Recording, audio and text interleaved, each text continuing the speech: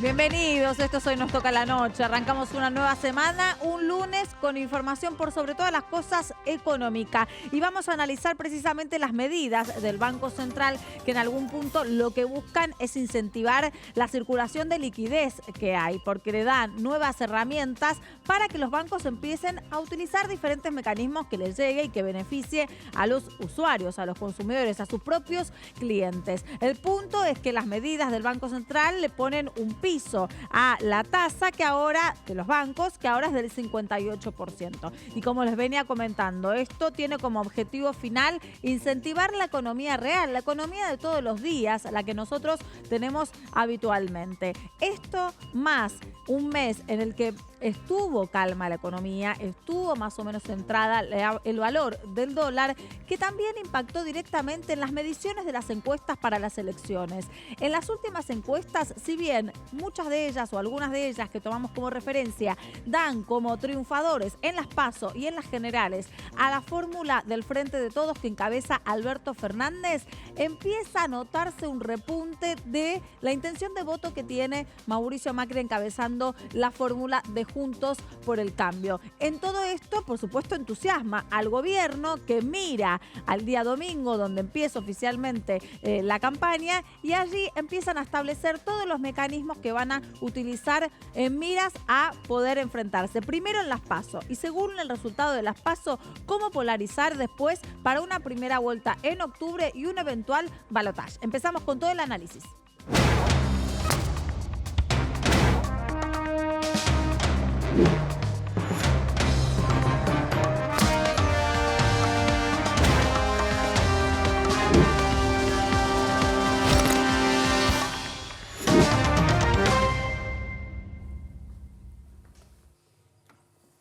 Y veníamos hablando de las diferentes medidas del Banco Central, cómo eso va a impactar en la política, cómo llega directamente a la economía. Primero pongámosle foco a qué es lo que sucedió en el día de hoy con Laura García, nuestra columnista de economía. Buenas noches. ¿Cómo va, Diana? Bueno, vamos a tratar de entender, de descifrar lo que pasó hoy, que en realidad no fue tan complicado.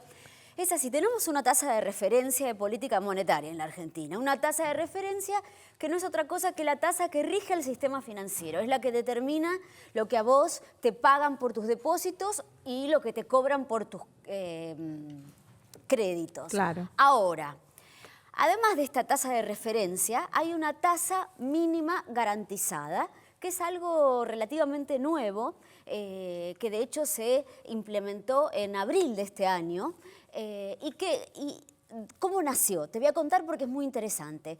El Banco Central, que estaba notando que los bancos estaban comprando el LELIQ, o sea, los títulos del Banco Central, con rendimientos y rentabilidades extraordinarias de arriba del 70%, y sin embargo no estaban trasladando ese retorno a la remuneración, al premio que le pagaban los ahorristas que dejaban los pesos en el banco. Claro, los clientes del banco no les llegaba ningún beneficio. No había traslado. Entonces el Central tomó dos medidas. Dijo, van a poder utilizar el equivalente al 100% de sus depósitos en LELIQ, o sea, la cartera hasta acá del LELIQ. Y además voy a establecer una tasa mínima y les voy a garantizar que no la voy a dejar bajar de ese piso. Y así surgió esta tasa del 62,5%. En estos últimos días la tasa estuvo bajando porque hubo mucha calma cambiaria y efectivamente nos acercamos a ese nivel. Por eso es que hoy el Banco Central estableció un nuevo piso un poco más abajo. ¿Qué implica que lo haya bajado un poco más? Básicamente dos cosas. Uno, que está constatando lo que el Central, para ponerlo en términos de la entidad, un sendero de desinflación. Esto es, que está aflojando un poco. La inflación para junio, la estimación ya es de 2,6. Claro, bastante lejos a lo que veníamos teniendo. La tasa baja como correlato de una inflación que también empieza a ceder. Y después, básicamente, lo que los analistas apuntan es que el piso se corrió hacia abajo, pero muy poquito, fue muy modesto. ¿Por qué? Bueno, y me decían, mira, ¿sabés qué pasa?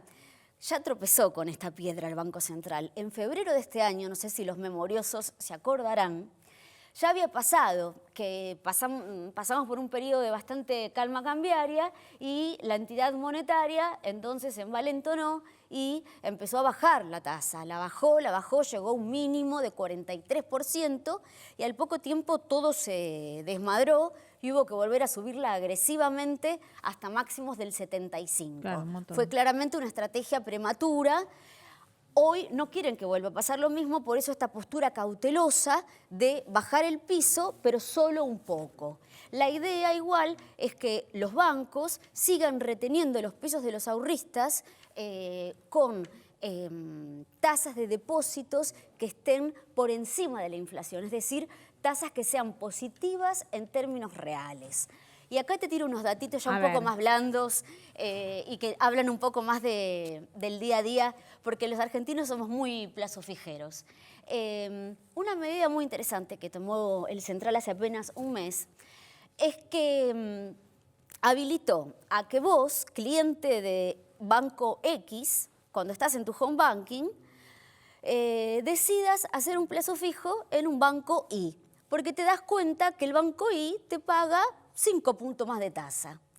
Eso incentivó un nivel de competencia entre los bancos que hizo que subieran bastante las tasas de interés, al punto de que hoy se paga hasta 55% anual por colocaciones a 30 días. Mira esto, en el último mes la palabra plazo fijo en las búsquedas de Google se disparó 45%. En el último mes se hicieron 34.000 plazos fijos en la Argentina, gracias a esta medida. Bueno, a ver, un datito chiquitito antes de empezar a analizar más profundamente. Yo, clienta del Banco X, quiero poner una plata en plazo fijo y mi banco me da un X porcentaje. ¿Cómo sé si el otro banco me va a dar más o menos? Mira, el Banco Central tiene habilitado en su sitio precisamente una tabla comparativa donde vos podés ver discriminado perfectamente banco por banco la tasa que te paga. Y es el Banco Central, o sea que es absolutamente fiable. Y el último dato, Diana, porque es divertido. Dale. Mirá lo que es, qué endeble que es el nivel de fidelidad bancaria de la Argentina. Una encuesta acaba de probar que 6 de cada 10 argentinos están dispuestos a cambiar de banco solo si le dan 3 puntitos más. Es que yo lo haría también, ¿no? Todos estamos buscando también la competencia de los bancos que alguna vez beneficien al usuario en algún punto. Bueno, vamos a analizar un poco mejor todo este panorama económico, las medidas del Banco Central principalmente, cómo afectan también a la economía real y después ver la parte política. Estamos con Gabriel Rubinstein, que es economista. Buenas noches y muchas gracias por estar aquí. Y nos acompaña también Pablo Bortz, que es economista y codirector de la Maestría en Desarrollo Económico de IDAES. Buenas noches. Bueno, me gustaría saber, le pregunto a los dos, un poco estas medidas del Banco Central, cómo influyen o pueden dar acceso a cada una de las personas en la economía real a algún tipo de beneficio y cómo se comportó también el mercado con respecto a esto, si tuvo un reflejo positivo o negativo.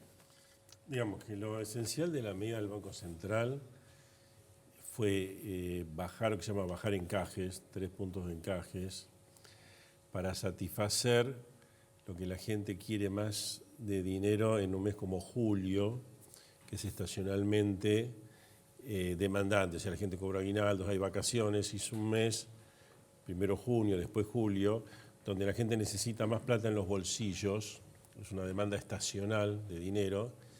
Y lo que hizo el Banco Central es acomodar la política monetaria a eso. ¿Por qué? Porque si no hacía nada, la tasa de interés iba a subir mucho, innecesariamente.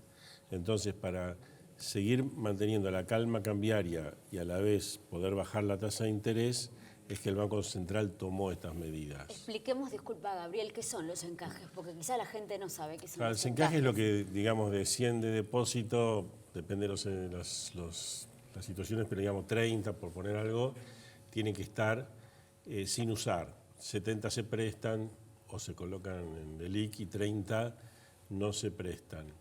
Entonces, si la gente quiere tener más billetes y monedas, digamos, la regla monetaria es que la base monetaria es 0. Entonces, la base monetaria es a su vez la suma de los encajes y los billetes que tenemos en los bolsillos. Si queremos más billetes,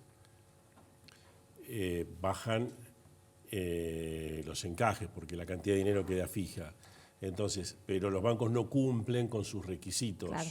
Entonces, para que los bancos cumplan sus requisitos, se les bajó la exigencia, digamos, como para que no haya problemas. Eso es algo que siempre se ha hecho y ahora venía la duda de si el Banco Central iba a reaccionar o no, pero descontábamos que iba a reaccionar y lo hizo de una manera bien, digamos, una manera adecuada, porque lo que libera por encajes es lo que la gente va a querer en los bolsillos.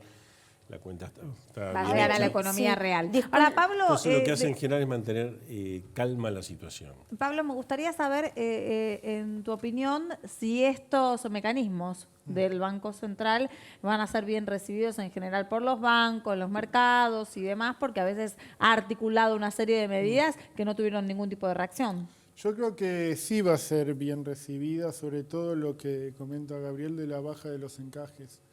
Porque tener una plata inmovilizada para el banco es un costo. Podría estar ganando plata con la LELIQ. Bajar los encajes, dejar algo para que a la vez transmita los depósitos, porque es un costo menos, entonces el banco puede transmitir eso a los depósitos en plazo fijo. Yo creo que va a ser bastante bien recibido por los bancos.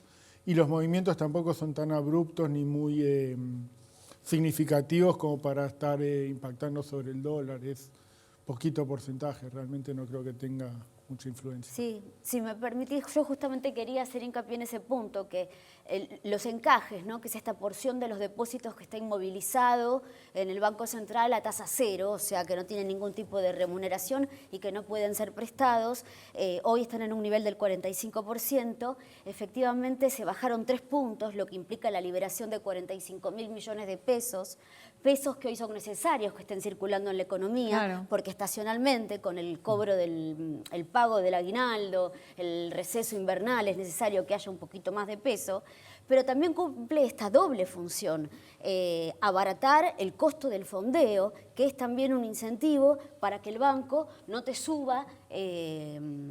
baje la tasa de interés, porque el banco bien podría ampararse en la baja de la tasa mínima garantizada para bajarte la tasa. Entonces, la liberación de encajes también ayuda en ese sentido, ¿no? Sí, sí, cuando hay, digamos, la brecha que hay entre la tasa esa del LELIQ, 62%. Se explica por los encajes. Claro, y la que pagan los depositantes, 50%, se explica por los encajes. En la medida que bajas encajes, lo que en la jerga se llama favorecer el mecanismo de transmisión, o sea que el Banco Central fija una tasa y esa tasa se transmite al resto de la economía más eficazmente. Cuanto más altos los encajes, más complicado es. ¿Vos creés, Gabriel, que con estas tasas, ¿no? Con estas medidas que tomó el Central para incentivar la competencia y estas tasas que claramente le ganan a la inflación, va a ser posible mantener esta paz cambiaria en un periodo preelectoral, que sería algo inédito en la Argentina casi? Para mí la paz cambiaria, digamos, depende, además de esto, que el Banco Central use su capacidad de intervención cambiaria si se necesita.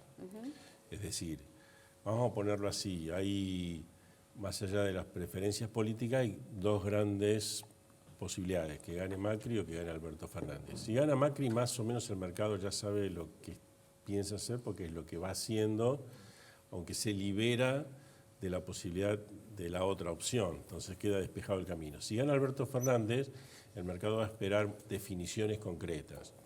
Si Alberto Fernández cree que este nivel de dólar es el adecuado, la tasa de interés, por ejemplo, podría bajar mucho sin que haya problemas cambiarios. Ahora, si Alberto Fernández cree que el dólar tiene que estar en 60 o en 70, no hay tasa que alcance y el dólar va a subir. Ahora, en el interín, seguramente no se defina, y entonces estamos en el medio, según cómo vengan las encuestas.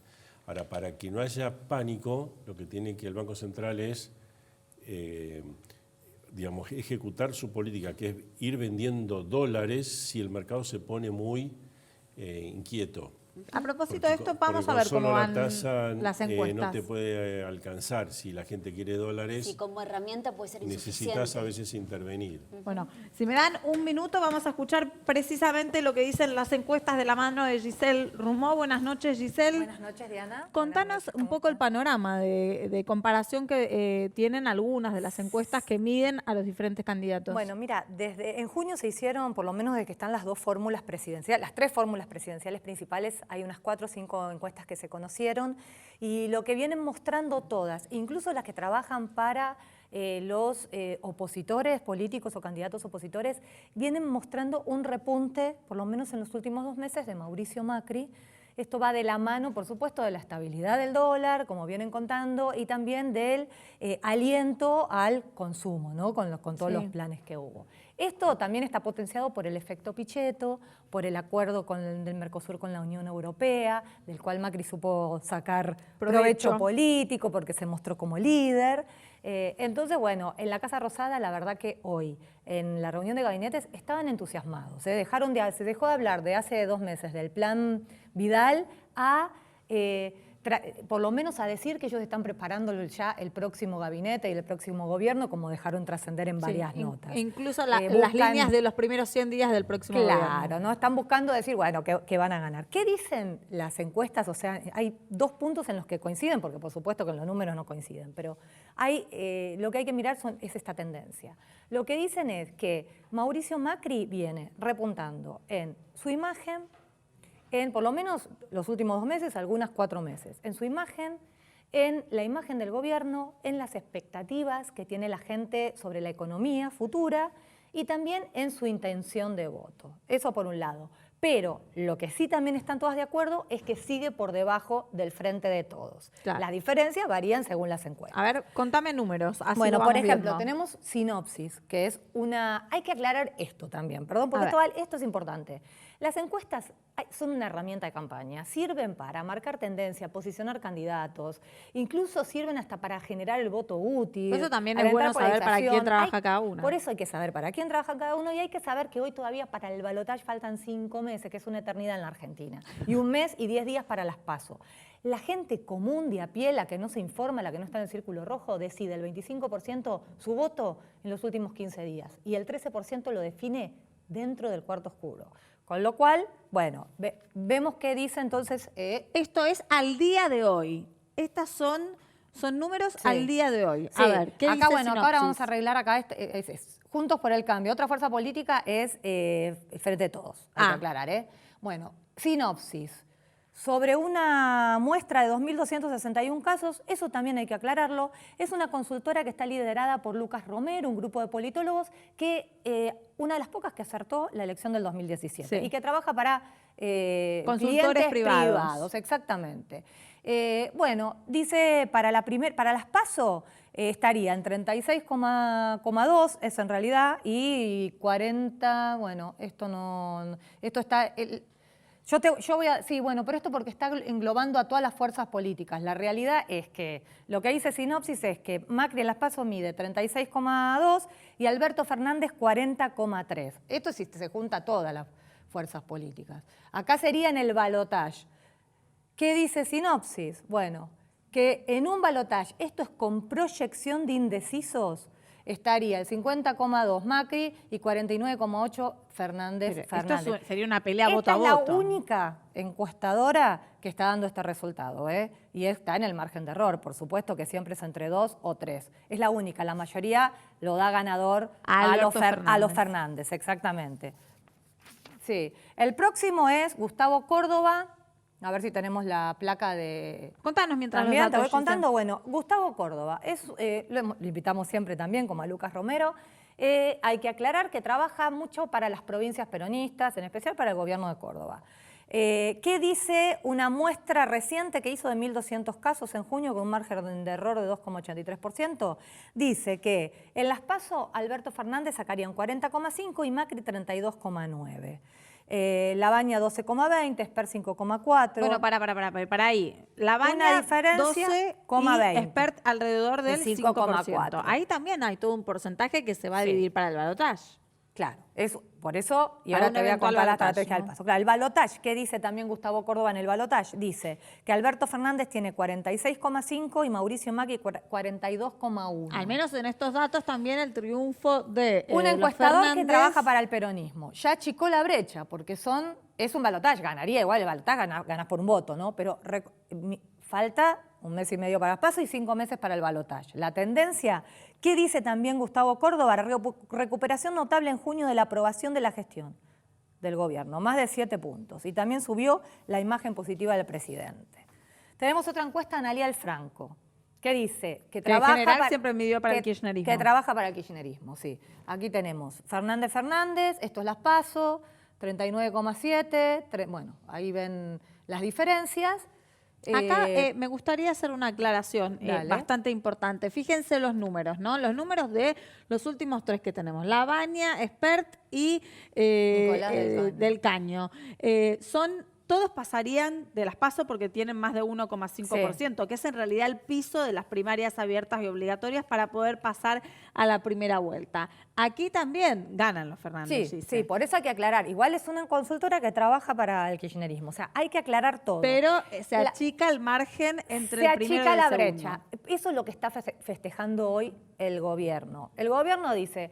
que creen que lo peor ya pasó, que la estabilidad del dólar, el aliento al consumo, que se generó como un ciclo virtuoso en los mercados y que eso los ayuda. Y lo que van a tratar de hacer de acá a las PASO, que es una campaña distinta, es tratar de instalar que las PASO no es solamente una interna o una encuesta, que las PASO se va a jugar mucho más, aunque no se elija a nadie, porque es una primaria, lo que se va a jugar es la estabilidad del dólar. No lo van a salir a decir de esta manera, ¿no? Claro. Porque ellos dicen, nosotros en las PASO vamos a perder, como perdimos en 2015 y como perdimos en 2017. Sí vamos a ganar, dicen en el balotaje, pero el tema es cómo perdemos, por cuánto. Si perdemos por menos de 5 puntos, que es lo que apunta el gobierno, por eso quiere captar esto, bueno, no aquello obviamente, pero sí parte de Lavagna y Espert, le va a hablar a ese votante y le va a decir, ojo que en las PASO si perdemos por más de 6, 7 puntos y todo, la estabilidad del dólar se complica y ahí lo conviene. Sí, vamos a analizarlo a la mesa, precisamente. Dale. Es un buen puntapié para consultarle acá a los especialistas en economía si creen que los resultados de las PASO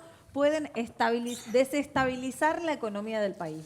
Bueno, a los dos. Digamos, si se da esta diferencia de 7, 8, 9 puntos y se presume que entonces las chances de Alberto Fernández son mayores, hay más inquietud.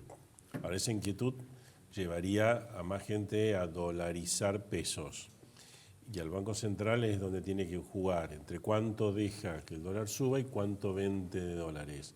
Puede ser un proceso muy tranquilo y nosotros estimamos que según los escenarios, en la consultora que dirijo, digamos, pueden vender entre 5.000 y 11.000 millones de dólares, podría llegar a vender, y el dólar siempre por debajo del techo de la zona de 51.45.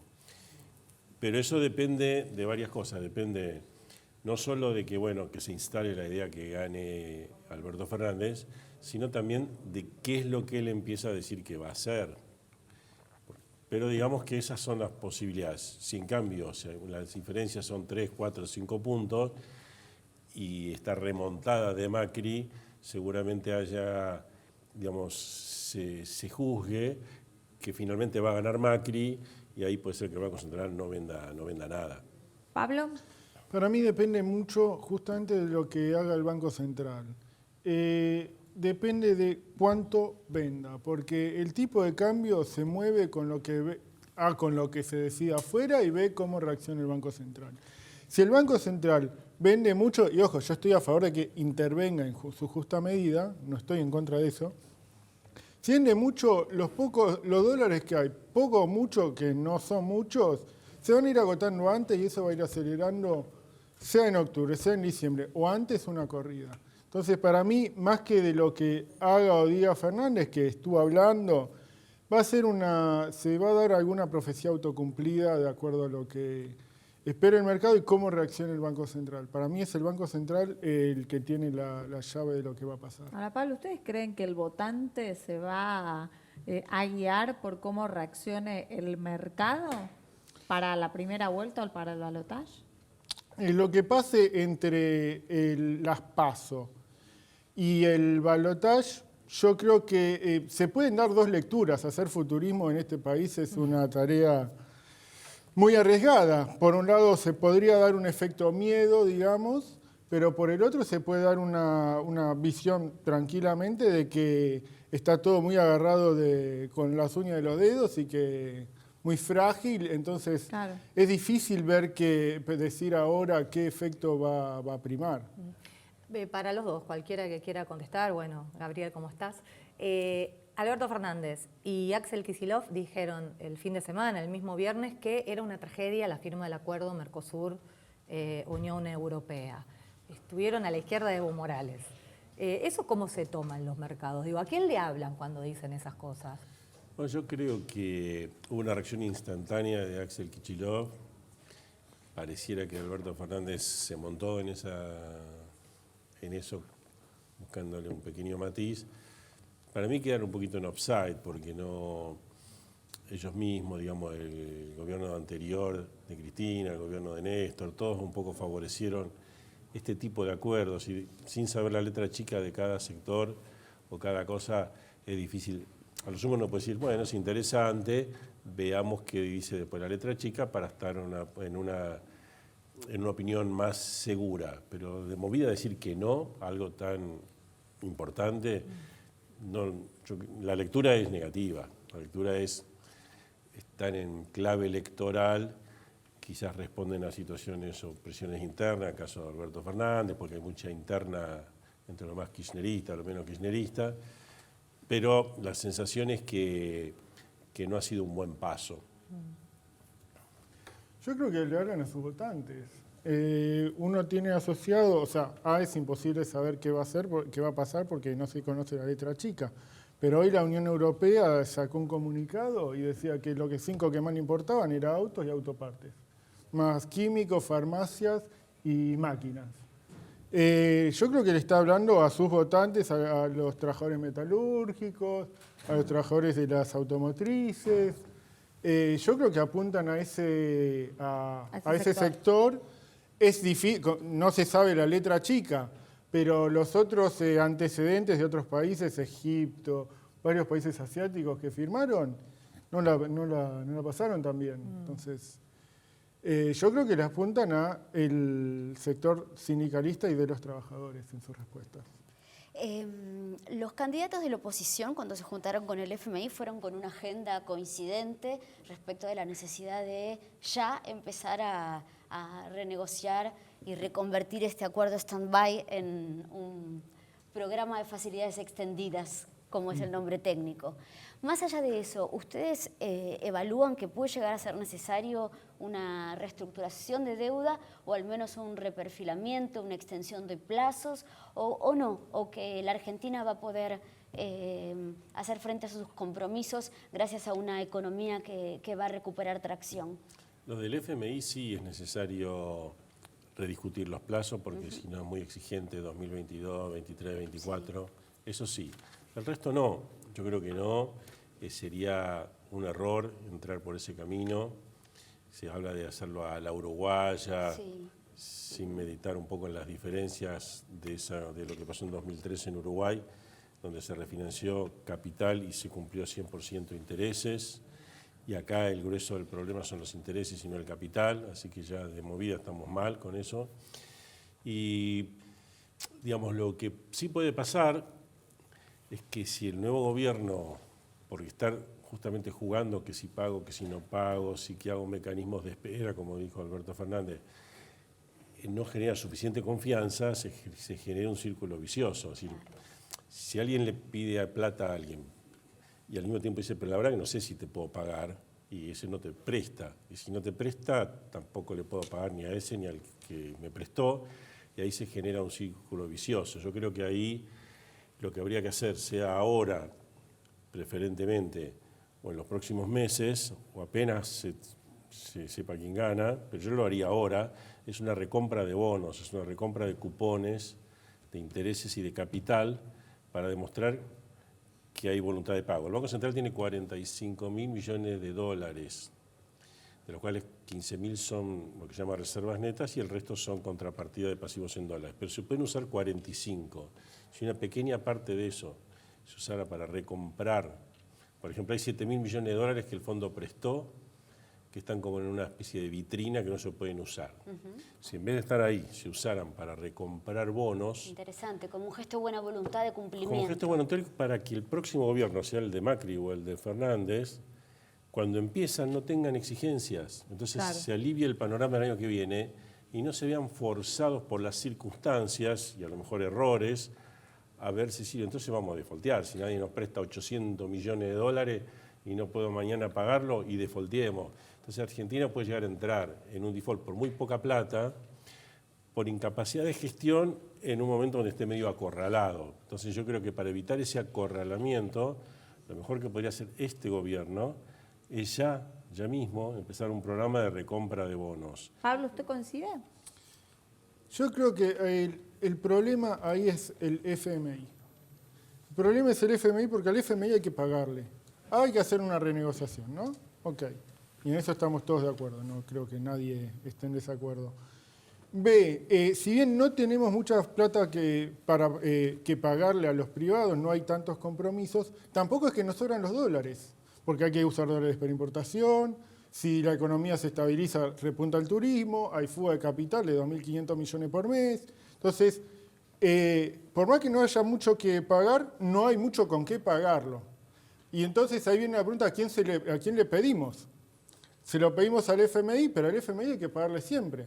Entonces uno le va a pedir a los otros, que hoy nos están pidiendo 8% más de lo que se le paga normalmente al Tesoro. O sea, hoy no le podemos pedir, pero supongamos que vamos a pedirle. Nos viene a decir, claro, vos me querés pedir plata a mí, pero al fondo le vas a tener que pagar 56.000 millones. ¿Y a mí cuándo me vas a pagar? ¿Con qué me vas a pagar? Claro. Entonces, la clave ahí está en qué decide hacer el fondo, qué nos permite hacer el fondo con los pocos dólares que tenemos. Bueno, vamos a ir viendo cómo se comporta la economía y cuáles son las herramientas, ¿no?, que van utilizando para un poco equilibrar la política económica con la política también en general, porque ellos necesitan, cada uno, ¿no?, va a necesitar votos para ganar las elecciones. Gracias a los dos por haber estado aquí esta noche. Nosotros vamos a ir un corte y cuando volvamos vamos a entrar a investigar todos los vínculos del deporte, del fútbol más específicamente, con la política.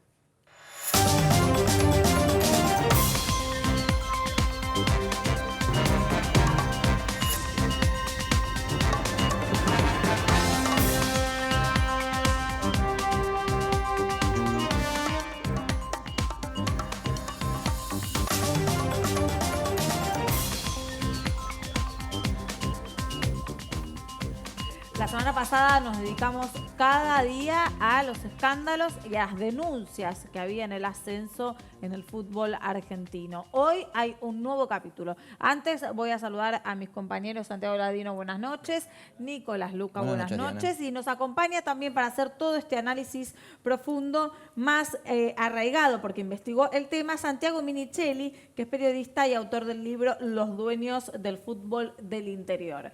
Buenas noches y gracias por estar aquí. Muy buenas noches. Bueno, en principio, Santi, resumime cuál es el último capítulo de toda esta novela en la que uno habría esperado la transparencia del fútbol, que nunca llegó hasta el momento. Sí, en lo que fue el marco de esa final de ascenso tan vergonzosa entre Alvarado y San Jorge, la Previde le prohibió a Miguel Ángel Acevedo, que es el ministro del Interior de Tucumán y también es funcionario de Mansur. Le prohibió el ingreso a los estadios de Buenos Aires. ¿Todo por qué?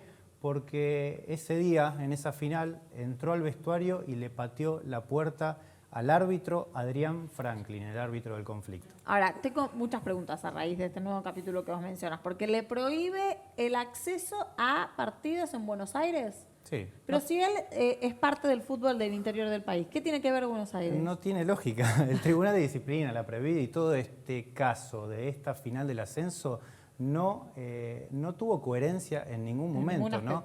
Porque a modo de represalia, estos jugadores que hicieron esa sentada también le dieron el partido perdido y lo le hicieron perder la categoría, Claro. todo por una sentada, ¿no? Ya habíamos hablado, ¿no? En lugar de investigar a fondo las denuncias. Si tenés una punta como para empezar a investigar todas estas denuncias y todo lo que se fue hablando a lo largo de ese campeonato, donde también tenés a Antonio Raed, que el Tribunal de Disciplina del Interior, una persona muy, muy pesada, muy importante, todas estas personas que renunciaron y todos los que estaban dando indicios de que hubo arreglos, ¿por qué, ya que tenés ahí algo, no investigás, no vas a fondo?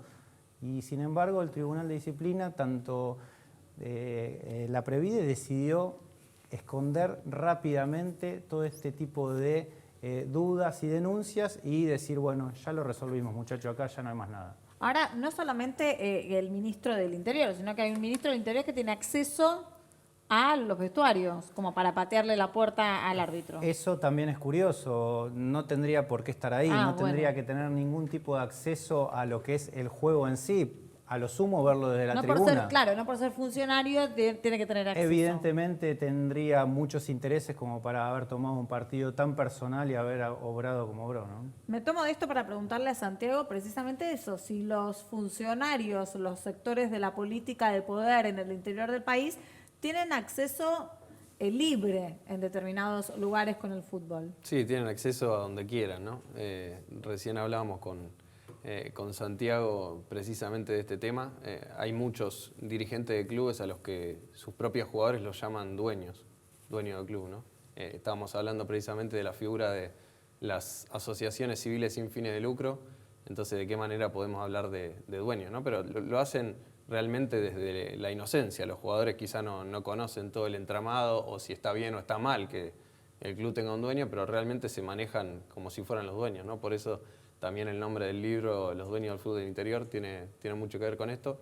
Y bueno, y ahora en relación a lo que vos decías, me parece que va a ser interesante ver cómo la AFA y el Consejo Federal se mueven y hacen que cambien muchas cosas para que de fondo nada cambie, ¿no? Pero hasta ahora no se movieron. Todo parecería que quieren barrar debajo de la alfombra. De hecho, si no me equivoco, incluso, pero corríjanme, Nicolás, vos también que ves las redes, desde el viernes hasta hoy tampoco hubo tanta movida informativa al respecto, ni se levantó indignación por parte ni de medios, ni del fútbol, Eso ni fue demás. lo extraño, que de repente no se armó el revuelo, no tomó la magnitud, la dimensión del caso, ¿no? Estábamos hablando de arreglos. Si no sos hincha del club, es difícil que repliques la información. O sea, hubo un escándalo el sábado de un excursionista que defendían el ascenso a la primera B. Y hubo un escándalo, hubo golpizas afuera, despelote con la policía y no salió a ningún lado y nos enteramos porque los hinchas de excursionistas los estaban tirando en las redes. Si no, como que queda muy reducido. Sí, en realidad vos pensás que, por ejemplo, el libro es de 2016 y trata de unos casos que tienen un par de años más. Entonces, imagínate que ahora toma más notoriedad a partir de esta sentada. Digamos, quizá para ustedes la repercusión es poca, pero para lo que es el interior y para los que, digamos, hemos trabajado cubriendo el fútbol del interior, la repercusión que tiene es mucha en relación a la que tenía antes, ¿no? O sea, me parece que en un sentido la decisión de hacer esta sentada sí trajo cola. Digamos, como no lo trajo, yo estuve, por ejemplo, en una final ahora hace muy poco entre Central Norte de Salta y Guaraní Antonio Franco en Misiones. Y bueno, terminó con escenas de violencia, arrojándole todo tipo de botellas, de proyectiles al árbitro, y ya es totalmente normal, o sea, está 100% naturalizado, y sobre todo en este torneo en el cual, bueno, también en el área metropolitana, pero en este caso hablábamos del interior, ya hemos naturalizado en este torneo que los partidos de fútbol terminen así, y está bien que al árbitro se le tire cosas. Digamos, ni siquiera se contempla ya la posibilidad de que el árbitro o que los jugadores lo dejen desnudos en la cancha. Sí. Para llevarse un recuerdo.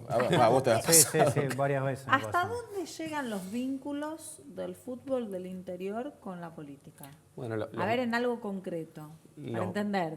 Los vínculos son sumamente profundos. O sea, yo partí de la hipótesis de pensar que los clubes, o por lo menos estos clubes de los que nosotros hablamos, o clubes importantes en el interior, no tienen recursos genuinos para participar de torneos que son sumamente onerosos, ¿no? O sea, más allá de los planteles que Por ejemplo, en el Federal B supuestamente no son profesionales, pero la realidad es que sí son profesionales. Es como la época del amarillismo marrón, como se lo conocía acá, en Buenos Aires. Además de eso tenés los gastos de traslado que clubes de Buenos Aires no tienen, sin embargo los del interior sí. Perciben mucho menos ingresos o nada de ingresos por la televisación en comparación con lo que son las ligas de Buenos Aires. O sea, los ingresos son mucho menores y los gastos son muy superiores. Por eso también el foco en el interior. Y bueno, la realidad es que los clubes no tienen dinero genuino de un sponsor que diga yo quiero mostrar mi marca y por eso voy a sponsorearte y apoyarte. La realidad es que por eso es que justamente ahí es cuando entra la política, entran los favores políticos, entran los sindicatos, como puede ser el sindicato de camioneros, en este caso del que hablamos en el libro, y hasta casos de narcotráfico. Para puntualizar un caso de la política, en el libro yo hice una investigación sobre cómo Néstor Kirchner desde 1991, que asumió la Intendencia de Río Gallegos, manejó a los clubes de fútbol y les dio favores o les quitó según lo que le convenía en ese momento o por qué lo hacía. Pero bueno, es interesante analizar cómo se mueven los políticos. Obviamente que yo no estoy emparentando esto con un caso de narcotráfico, ¿no? Cada Pero cosa sabido. en su lugar. Sí, lo sabido. Sí, sin dudas lo sabido, y bueno, un caso del que hablamos en el libro es el de Real Arroyo Seco, un club que bueno, el predio que hoy tiene Rosario Central se lo compra a este equipo Real Arroyo Seco a las 3:30 de la mañana, ¿no? Ya dándose cuenta uno a qué hora compra el predio. ¿Cómo es la historia? No termino de entender. Ese es el final, ¿no? El Sí. principio es Patricio Gorosito, un empresario importante de Real Arroyo Seco, perdón, de Arroyo Seco, muy cerca de, bueno, Messi hasta se ha entrenado en el club. Él quería ser presidente del club de la ciudad, pierde las elecciones por pocos votos, ahí donde hablábamos de las figuras reales, ¿no? Tiene que haber elecciones, él las pierde, entonces en represalia dice, ahora yo me voy a fundar un club. Se lo funda y el club tenía 14 canchas de fútbol con un estadio principal para 5.000 personas. Y lo que fue la inauguración, fue una semana de inauguración en la que tocó la Mona Jiménez, el Chaqueño para vecinos, los ratones paranoicos, sortearon 0 kilómetros. Y la gente se preguntaba de dónde salía la plata. ¿Y los fondos de dónde salían? Claro. Bueno, tiempo después apareció de dónde salían los fondos, ¿no? Sí. Tenían también un hotel 5 estrellas, Un hotel con tres piletas en cascada. Pero Bueno, toda esa financiación que vino del narcotráfico. al final se termina confirmando de dónde venía el dinero. Es el caso de narcotráfico en Argentina, confirmado y comprobado, más grande, ¿no? De la historia. De la historia. Se puede redondear en una tonelada. No quiere decir que no haya habido más, pero es el No, fue caso más. preliminar. Hablamos del caso Carbón Blanco. O sea, el caso Carbón Blanco tuvo 2 etapas. Una en el 2005, Carbón Blanco 1, que fue con las primeras salidas a través de cargamentos de carbón que eran enviados a Europa, y en el medio iba camuflada la cocaína. Ese cayó en el Juzgado Federal 2 de Loma de Zamora, si mal no recuerdo. Se siguió la investigación, la gente pensó que la banda, cuando cae eso, dijeron, bueno, ya está, nos liberamos, cayeron esos, perdieron esos, y nosotros seguimos en la actividad. Bueno, siguieron en la actividad con el resto de la banda, y en el 2011 caen todos. O sea, cae Carlos Salvatore, que era el capo de la banda, que llegó a financiar hasta películas de dibujos animados, llegó a financiar, con 726 kilos a Europa, 500 kilos, o sea, por eso te digo que fue más de 1 tonelada, a intentos de enviar 500 kilos a otras partes del mundo. La DEA empieza a informarnos a nosotros de que la banda seguía activa. En el medio estaba la agroforestal, compraron la agroforestal para meterle la droga adentro, y el resto del lavado de guita venía dentro del club, y hoy, bueno, Gorosito ya no puede hacer más festivales, ¿no? Sí, lo interesante también es ver cómo, bueno, Gorosito falleció hace 1 año y medio. Pero lo interesante... Pero condenado a 19 años. Condenado con salidas... tenía el beneficio de poder estar en su casa, y la realidad es que estaba afuera todo el tiempo. Sí. Hasta último momento estuvo dirigiendo una obra en construcción enfrente de su casa. Pero lo interesante es cómo él se va del club Real Arroyo Seco, que pierde la categoría, y él termina yéndose a Santiago del Estero. Y bueno, ahí lo reciben con los brazos abiertos, entra Central Córdoba, Santiago del Estero, y continúa con su tarea en la zona, ¿no? No de manera directa con el club, sino gerenciando el club. Pero lo interesante es ver cómo se le abren las puertas a este tipo de... Porque tiene plata. Sí, sin duda, porque tiene plata y nadie se pregunta de dónde sale o de dónde viene, ¿no? Por eso también la necesidad de hablar claro cuando una categoría como lo es el Federal B o el ex Federal B es profesional, ¿no? Por más que no haya contrato de trabajo. Y los dueños del fútbol en el interior, ¿se parecen a los dueños del fútbol en la capital? ¿Tienen similitudes? Sí, yo creo que se parecen bastante, pero tienen una impunidad todavía mayor, ¿no? ¿Por qué? Porque por esto mismo que hablábamos antes, ¿no? Yo te decía, para el interior es mucha la repercusión que está teniendo un caso como este. Y ustedes dicen, la repercusión es mínima. Bueno, estas son las facilidades que estos tipos tienen para moverse por el fútbol y por clubes muy grandes, incluso algunos clubes que tienen muchos hinchas, perdón. Sin embargo, la repercusión que tiene es mínima, ¿no? Puede llegar a alguno de estos casos a estar en algún momento en un noticiero, pero son 2 noticias y después se termina. Gracias, Santiago, por estar aquí. Bueno, aquí tienen el libro que escribió, donde investiga todos los negociados entre los clubes, el poder político, económico y también el sindical. Ahí los tenemos todos para poder indagar un poco en las historias. Vamos a un corte y enseguida regresamos.